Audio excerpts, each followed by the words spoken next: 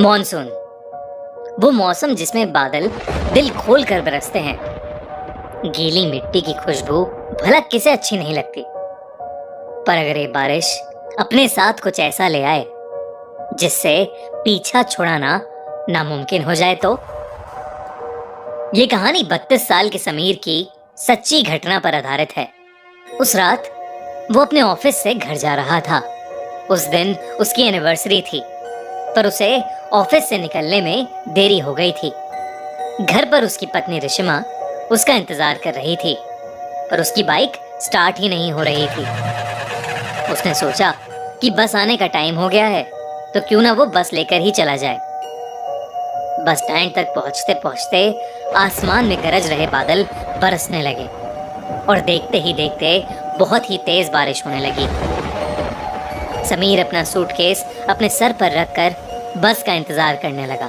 समीर के कपड़े बुरी तरह भीग रहे थे कि तभी उसके ऊपर बारिश की बूंदें गिरना बंद हो गईं। समीर ने अपने साइड में देखा तो एक आदमी अपनी छतरी के आधे हिस्से से समीर को भीगने से बचा रहा था।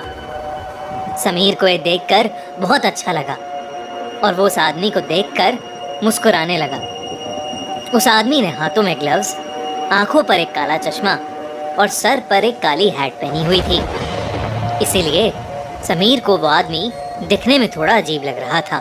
तभी वो आदमी समीर को देखकर कहने लगा, ये दुनिया कितनी अजीब है ना। कहीं बारिश है तो कहीं सूखा, कहीं जिंदगी है तो कहीं मौत। समीर के पास इस बात का कोई जवाब नहीं था। उसने बस मुस्कुराकर अपना सर हिला दिया। उसी समय समीर का फोन बज पड़ा। उसने पॉकेट से जैसे ही फोन निकाला, उसका फोन उसके हाथ से स्लिप होकर जमीन पर गिर गया। समीर जैसे ही जमीन से फोन उठाने के लिए झुका, उसे कुछ ऐसा दिखा जिससे उसकी रूह ही कांप गई। उसके साथ में खड़े आदमी की टांगे ही नहीं थीं और ना ही उस आदमी के जूते के अंदर पैर थे। मानो वो आदमी हवा में झूल रहा था। समीर के चेहरे का रंग बदलने लगा, पर उसने चुपचाप अपना फोन उठाया और उसके पैरों के बारे में सोचने लगा। समीर ने उस आदमी से दूर जाने का सोचा, लेकिन जैसे ही उसने अपनी नजरें घुमाई तो उसे दिखा कि अब पूरा बस स्टैंड खाली था। आसपास किसी ऑटो का भी नामो निशान नहीं था। वहां पर अब समीर और उस आदमी के अलावा और कोई भी नहीं था। समीर की हालत अब खराब हो रही थी। देखते ही देखते बारिश और तेज होने लगी।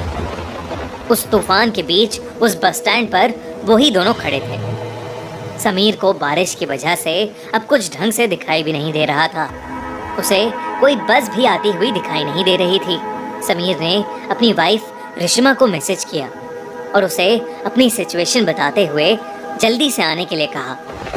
ये मैसेज लिखते ही समीर को उस आदमी की आवाज़ आई, रिशिमा को यहाँ बुलाना ठीक नहीं होगा समीर। ये सुनते ही समीर के पैरों तले जमीन खिसक गई।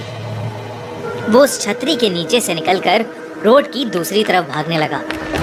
बिना पीछे मुड़े समीर तब तक भागता रहा जब तक उसे वो आदमी दिखना बंद नहीं हो गया। भागते भागते समीर बहुत ज़्यादा थक गया था। समीर रोड के साइड पर लगे एक बेंच पर बैठ गया। उसने अपनी तेज चल रही सांसों को नॉर्मल किया, पर तभी एकदम से उसके सर पर पड़ रही बरसात फिर से बंद हो गई। समीर ने सहमी नज़र से अपने साइड में देखा तो उसके साइड में फिर वही आदमी छतरी लिए बैठा था। ये देखकर समीर की चीख निकल गई और वो तुरंत उस बेंच से उठकर फिर से रोड की तरफ भागा। रोड पर बारिश की वजह से अब धुंध भी आने लगी थी। आसमान में कड़कती बिजली की आवाज़ समीर की चीखों को दबा रही थी। थोड़ी दूर आकर समीर फिर से रुक गया। वो बार बार पीछे मुड़कर देख रहा था। हाफते हाफते जब उसने सामने देखा तो बहुत जोर से बिजली कड़की और उस बिजली की चमकती रोशनी में उसे वही आदमी रोड के बीचों बीच खड़ा दिखाई दिया। इस बार सिर्फ उसका आधा शरीर हवा में तैर रहा था। वो समीर को देखकर मुस्कुराया और उसने अपना चश्मा उतार दिया। उस आदमी की आंखें पूरी तरह से काली पड़ी थीं और उसमें से खून बह रहा था। तभी समीर को पीछे से एक बस के हॉर्न की आवाज आई। समीर ने पीछे मुड़कर देखा तो पीछे से एक बस आ रही थी। अचानक ही बहुत सारे लोगों की भीड़ भी उस बस की तरफ आने लगी। समीर को अपनी जान बचाने का और कोई रास्ता नहीं दिख रहा था। वो दौड़कर उस बस के पास पहुंचा। जैसे ही वो बस उस स्टैंड पर आई, सभी लोग धक्का मुक्की करके उस बस में घुसने की कोशिश करने लगे। उसी धक्का मुक्की में समीर उस भीड़ के बीच गिर गया। उसके पूरे शरीर पर लोगों के पैर लग रहे थे और समीर कुछ भी नहीं कर पा रहा था। बस के ड्राइवर ने भीड़ को हटाने के लिए बस को थोड़ा आगे बढ़ा दिया और समीर का आधा शरीर उस बस के नीचे कुचल गया। तड़पता हुआ समीर वहीं होश खो बैठा। तभी रिशिमा ऑटो से समीर की बताई हुई लोकेशन पर पहुंच गई। उसने समीर को रोड के बीच खून से लथपथ पड़ा देखा। उसके आसपास कोई भी नहीं था। रिशिमा समीर को जल्दी से हॉस्पिटल ले गई। समीर की जान तो बच गई, पर समीर ने अपने पैर हमेशा हमेशा के लिए खो दिए थे। वो अब फिर कभी भी चल नहीं सकता था। जब समीर ने अपने साथ हुई घटना बताई तो कोई भी समीर की बताई हुई बातों पर यकीन नहीं कर रहा था।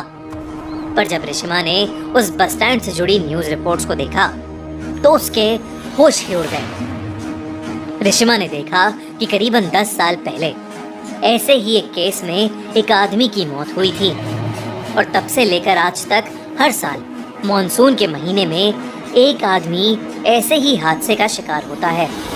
और पुलिस को बयान देते वक्त वो सभी एक अजीब सी काली आंखों वाले आदमी के बारे में बात करते हैं। रिशिमा समझ गई थी कि समीर भी उस काली आंखों वाले आदमी का शिकार हुआ है। कुछ ही सालों बाद डिप्रेशन के कारण समीर की मौत हो गई।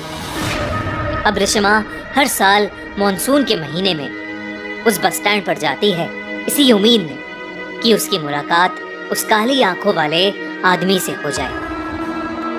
रिशिमा को हमेशा लगता है शायद वो काली आंखों वाला आदमी भी ऐसे ही किसी भीड़ के नीचे आकर मर गया होगा और अब वो सबसे अपना बदला ले रहा हो। रिशिमा उससे ये पूछना चाहती थी कि वो ये सब क्यों कर रहा है, पर रिशिमा को वो आदमी आज तक कभी नहीं मिला और शायद कभी मिलेगा भी नहीं। पर आपको क्या लगता है, कौन था वो आदमी?